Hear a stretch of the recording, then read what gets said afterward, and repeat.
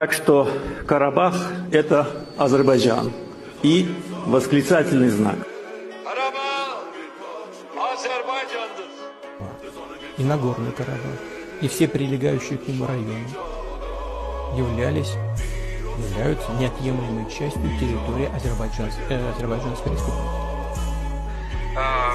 Исторически эта территория, она безусловно больше 2000 лет, больше нет.